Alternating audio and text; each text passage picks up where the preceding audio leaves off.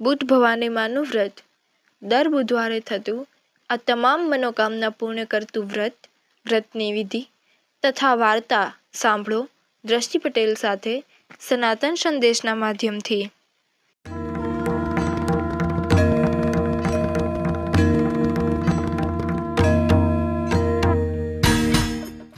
આ વ્રત 11 બુધવારનું હોય છે।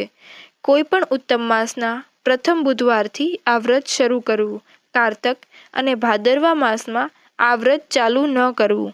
બુધવારે સૂર્યાસ્ત થઈ ગયા પછી એક પાટલા પર લાલ કપડું પાથરી તેના ઉપર ભવાની માની સ્થાપના કરીને તેમને લાલ કે લીલા રંગની એક ચુંદડી ઓઢાડવી। પછી ચાંદલો કરીને ચોખા વધાવવા, ઘીનો દીવો, ધૂપ તથા અગરબત્તી કરવી। છબી પાસે લાલ રંગનું એક ફૂલ મૂકવું। ત્યાર પછી 9 વખત મા ભવાનીની ઓમ બુટ ભવાની માતાભ્યો નમઃ મંત્ર બોલી પ્રણામ કરવા। પછી વાર્તા વાંચવી કે સાંભળવી। તો સાંભળો વ્રતની વાર્તા। પુરાણ કાળની આ વાત છે। પુષ્પવતી નગરીમાં પુષ્પસેન નામે એક રાજા રાજ્ય કરતો હતો। તેની રાણીનું નામ પુષ્પાવતી। તેમને 7 વર્ષનો એક કુંવર હતો।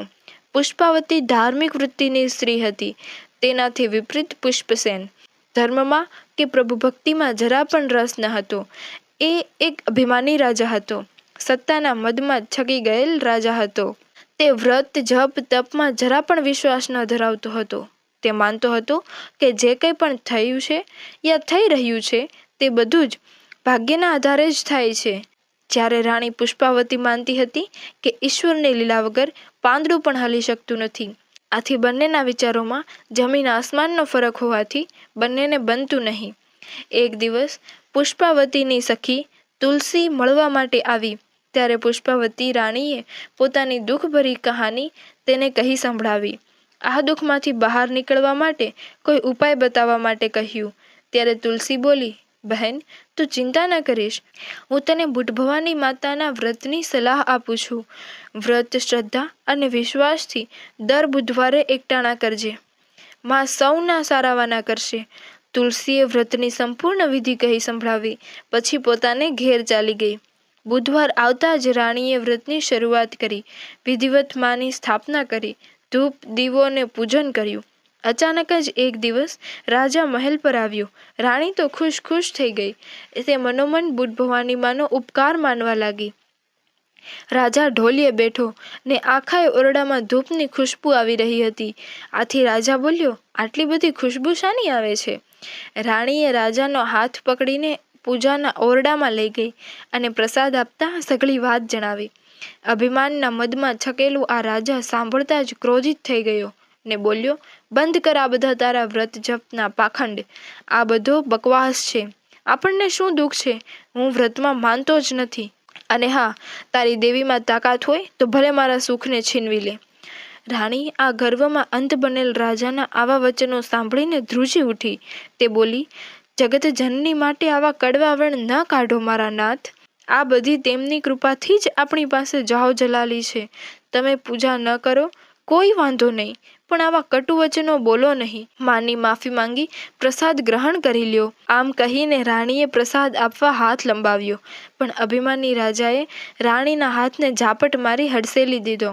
આથી બધો જ પ્રસાદ ઢોળાઈ ગયો ને ક્રોધમાં ધુઆં ફુઆં થયેલ રાજા પગ નીચે પ્રસાદ કચડીને ચાલ્યો ગયો। પ્રસાદના અપમાનથી રાણી ખળભળી ઉઠી। આવનાર અનિષ્ટોથી એ કાપી ઉઠી। તે માના ફોટા પાસે ઢળી પડી અને માફી માંગવા લાગી। હે માં, તું તો દયાનો સાગર છે। મારા સ્વામીએ નાદાનીમાં જ તારું અપમાન કર્યું છે, તે બદલ તેમને માફ કરજો। પણ બુટમાં રાજાના અહંકારથી પોતાના પ્રસાદને પગ નીચે કચડવાથી પોતાના અપમાનથી કોપાયમાન થઈ ઉઠ્યા। તેમણે રાજાને પાઠ ભણાવવાનું નક્કી કર્યું। સવારે રાજા ઉઠ્યો ત્યાં જ સેનાપતિ દોડતો આવ્યો। ગજબ થઈ ગયો મહારાજ, બાજુના રાજ્યના મદનસેને આપણા રાજ્ય પર ચઢાઈ કરી છે। એ રાજાનું સૈન્ય કોટના દરવાજા તોડીને અંદર આવી ગયું છે અને આ આકસ્મિક હુમલો થતાં આપણું સૈન્ય સામનો કરવામાં લાચાર બની ગયું છે। આપણા હજારો સૈનિકોને મારીને મહેલ તરફ આવી રહ્યું છે। આ સાંભળીને રાજા વિચારમાં પડી ગયો। પાડોશનો રાજા મદનસેન તો એકદમ નિર્બળ માણસ છે. અચાનક જ એનામાં આટલી હિંમત ક્યાંથી આવી? તેણે મારા રાજ્ય પર હુમલો કર્યો? રાજાએ પોતાની તલવાર ઉઠાવી, પણ શાણો સેનાપતિ હાથ જોડતા બોલ્યો, મહારાજ, આ મુકાબલો કરવાની વેળા નથી. આપણા સૈનિકો હથિયાર વિનાના થઈ ગયા છે. તમે મહેરબાની કરી રાણીબા તથા કુંવરને લઈ આપણા ગુપ્ત માર્ગથી ભાગી જાઓ. રાજાએ ભાગવું સારું ન લાગ્યું, પણ પરિસ્થિતિને સમજતા રાણી તથા કુંવરને લઈ ગુપ્ત રસ્તે નાસી છૂટ્યો. મદનસેનનું લશ્કર મહેલ પર આવ્યું, પણ ત્યાં કોઈ જ હાથ લાગ્યું નહીં. આ બાજુ રાજા, કુંવર અને રાણીને લઈને જંગલમાં આવી ગયો. ભયાનક જંગલમાં ત્રણેય પડતા બાખડતા આગળ વધતા રહ્યા. તેમના કપડાં જંગલી ઝાડીના ડાકડા ઘસાવાથી ફાટી ગયા હતા. આખા શરીરે ઉજરડા પડી ગયા હતા. પગના તળિયા લોહી લુહાણ થઈ ગયા હતા. ત્રણેય જણા ચાલી ચાલીને થાકી ગયા હતા. રાજાએ જીવનમાં ભોગવિલાસ સિવાય કંઈ જોયું જ નહોતું. રાણી અને કુંવરની હાલત તો અતિશય ખરાબ હતી. કુંવર તો ભૂખને તરસથી બેભાન થઈ ગયો હતો. રાજા અને રાણી ત્યાં જ બેસી પડ્યા. રાણી કુંવરને ખોળામાં લઈને વિલાપ કરવા લાગી. મારા ફૂલ જેવા કુંવરની આ દશા કેવી રીતે થઈ ગઈ? તમે મારા કુંવર માટે કંઈક ખાવા પીવાનું થોડું ઘણું ગમે ત્યાંથી લઈ આવો, નહીંતર એ મરી જશે. રાજા અતિશય થાકી ગયો હતો, છતાં પણ પુત્ર પ્રેમે એ એકદમ ઊભો થઈ ગયો અને પાણીની તપાસ કરવા નીકળી પડ્યો. થોડે દૂર જતાં જ એક ખાબોચિયામાં થોડું પાણી હતું. એક પાંદડાનો પડિયો બનાવી તેમાં પાણી ભરીને રાણી પાસે આવ્યો. થોડું પાણી કુંવરના મોં પર છાંટ્યું અને થોડું તેને પીવડાવ્યું. થોડી વારે કુંવરે આંખો ખોલી ને ખાવાનું માંગ્યું. રાજાનો જીવ કકળી ઉઠ્યો. પોતાના લાડકવાયા કુંવરની આ દશા! રાજાએ જંગલમાંથી થોડા સારા ફળો એકઠા કર્યા અને રાણી તથા કુંવરને આપ્યા. પોતે પણ ખાવા બેઠો. ના છૂટકે બેસ્વાદ ફળો ખાઈને ત્યાં જ સૂઈ ગયા. સવારે ત્યાંથી આગળ વધ્યા. ત્યાં જ કોઈ હિંસક પ્રાણીની ભયાનક ગર્જના સંભળાઈ. ત્રણેય જણા ધ્રુજી ઉઠ્યા. ત્યાં એક ઝાડીમાંથી એક સિંહણ આવી અને કુંવરને લઈને અદૃશ્ય થઈ ગઈ. રાજા ઘણું તેની પાછળ દોડ્યો, પણ સિંહણ તો કોઈ દેવી શક્તિથી અદૃશ્ય થઈ ગઈ. આથી રાણી હૈયા ફાટ રુદન કરવા લાગી. રાજાએ માંડ માંડ રાણીને હૈયા ધારણ આપી છાની રાખી. બંને આગળ વધ્યા. તેઓ એક ગામમાં પ્રવેશ્યા. બંનેની હાલત ભિખારી કરતાં પણ ખરાબ હતી. રાજાએ ગામના લોકોને પોતાની વિતક કથા કહી સંભળાવી, પણ કોઈ સાચું માનવા તૈયાર થયું નહીં. આવા ભિખારી જેવા તે કોઈ રાજા રાણી હોતા હશે? નક્કી આ કોઈ ઠગ હોવા જોઈએ.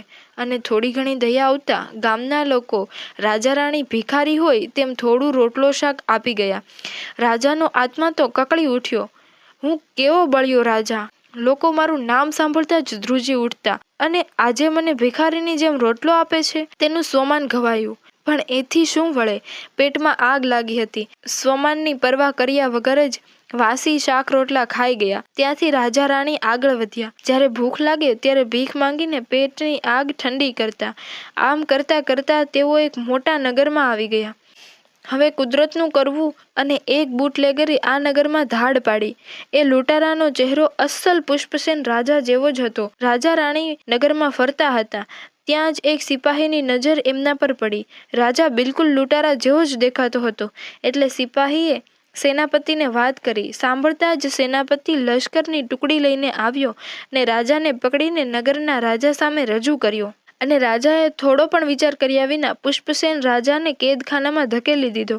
રાણી ભીખ માંગતા માંગતા આગળ નીકળી ગઈ. જ્યારે રાજા પકડાઈ ગયો એવી ખબર પડતા જ રાણી એ નગરના રાજા પાસે આવી પોતાના પતિને છોડી દેવા માટે કાલાવાલા કરવા માંડી. પણ નગરના રાજાએ તેનું કંઈ જ સાંભળ્યું નહીં. આથી રોતી કકળતી પોતાના નસીબને દોષ દેતી રાણી નગરમાં ગાંડાની જેમ ભટકવા માંડી. તે સમજી ગઈ હતી કે આ બધો જ બૂટમાનો કોપ છે. રાજાએ માના પ્રસાદનું કરેલ અપમાનનું આ પરિણામ છે. આથી રાણી નગરમાં આવેલ બુટમાના મંદિરે ગઈ અને મા પાસે ખોળો પાથરીને પોતાના પતિની રક્ષા કરવા માટે વિનંતી કરવા લાગી. મા, તું તો દયાની દેવી છે. મારા પતિએ તારા પ્રસાદનું અપમાન કર્યું છે તે હું જાણું છું, પણ તેની આટલી મોટી સજા ન હોય મા. ઘણું થયું મા, અમારા પર કૃપા દ્રષ્ટિ કર, દયા કર.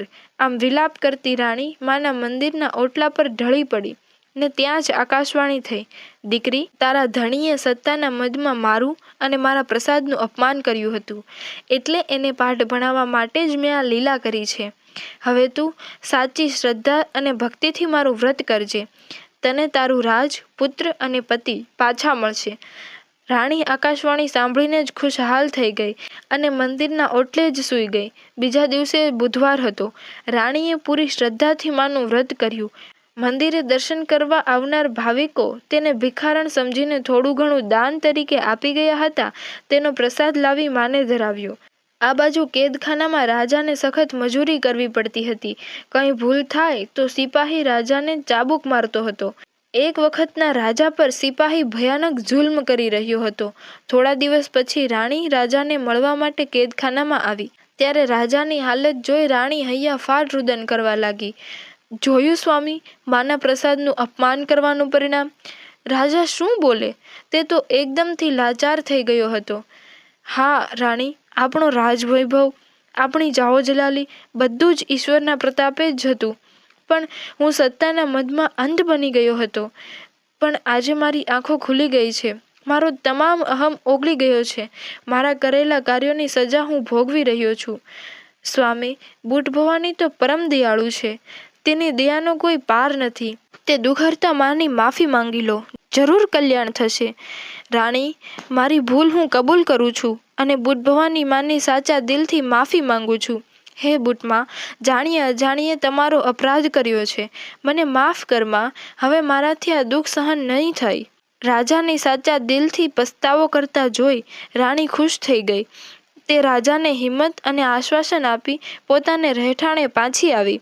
રાણી શ્રદ્ધાપૂર્વક માનું વ્રત કરી રહી છે. 5મો બુધવાર આવતા જ જાણે કે ચમત્કાર થયો. નગરના રાજાને પોતાની ભૂલ સમજાય. તેણે માનભેર પુષ્પસેન રાજાને કેદમાંથી બહાર કાઢ્યો. નવડાવી ધોવડાવી નવા વસ્ત્રો પહેરાવી થોડી સોનામહોરો આપીને તેને વિદાય કર્યો. રાજા પોતાની રાણી જ્યાં રહેતી હતી તે બુટમાના મંદિરે આવ્યો. રાજાને જોઈને રાણી તો રાજી થઈ ગઈ. રાજાએ બુટમાને સાચા મનથી નમન કર્યું અને પોતાના અપરાધની માફી માંગી. રાતે બુટમા રાણીને સપનામાં આવ્યા અને કહ્યું, દીકરી, હવે તમે તમારા રાજ્ય તરફ પાછા વળો. મારી કૃપાથી હવે સૌ સારાવાના થઈ જશે. રાણીએ સવારે ઉઠીને રાજાને વાત કરી. રાજાએ કહ્યું, આપણે માતાજીના આદેશ પ્રમાણે આપણા રાજ્ય તરફ ચાલી નીકળવું જોઈએ. અને રાજા રાણી સવારે માતાજીના દર્શન કરીને પોતાના રાજ્ય તરફ ચાલી નીકળ્યા. રસ્તામાં પેલું ગાઢ જંગલ આવ્યું. રાણીને કુંવર યાદ આવ્યો ને વિલાપ કરવા માંડી. પણ ત્યાં જ અચાનક ચમત્કાર થયો. સિંહણની ભયાનક ત્રાડ સંભળાઈ. રાજા રાણી ચમક્યા. નક્કી સિંહણ આજે તેમને ખાઈ જશે. રાણીએ જોયું તો સામેથી સિંહણ આવી રહી હતી. સિંહણ ઉપર તેમનો કુંવર મોજથી બેઠો હતો. સિંહણ રાજા રાણી પાસે આવીને ઊભી રહી ગઈ. કુંવર નીચે ઉતર્યો અને દોડીને પોતાના મા બાપને વળગી પડ્યો. પુત્ર પાછો મળવાની ખુશીથી રાજા રાણી આનંદિત થઈ ઉઠ્યા. ત્યાં વળી એક ઓર ચમત્કાર થયો. સિંહણની આસપાસ પ્રકાશ પુંજ ઉત્પન્ન થયો. રાજા રાણીની આંખો અંજાઈ ગઈ ને આંખ ખોલીને જોયું તો તેમની સામે સાક્ષાત બુટ ભવાની માતા ઊભા હતા. રાજા રાણી તો એમના ચરણોમાં ઢળી પડ્યા. દેવી મંદ મંદ મધુરું હાસ્ય કરતા બોલ્યા, બોલ રાજા, તારું ભાગ્ય પ્રબળ છે કે તારું સામર્થ્ય? તારું બળ મોટું છે કે મારી શક્તિ? રાજા શું બોલે? શરમને લીધે ગરદન ઝૂકી ગઈ. દેવી બોલ્યા, રાજન, હું બુટ ભવાની માતા પોતે તારી સામે ઊભી છું. તે અહંકારથી મારું તથા મારા પ્રસાદનું અપમાન કર્યું હતું. તને પાઠ ભણાવવા માટે જ મેં આ માયાજાળ રચી હતી. હવે તો તને સમજાઈ ગયું હશે ને કે ઈશ્વરીય શક્તિ સૌથી મોટી છે. રાજાએ 2 હાથ જોડીને માના ચરણોમાં આળોટતા બોલ્યો, માં, મને બરાબરનો પાઠ શીખવા મળ્યો છે.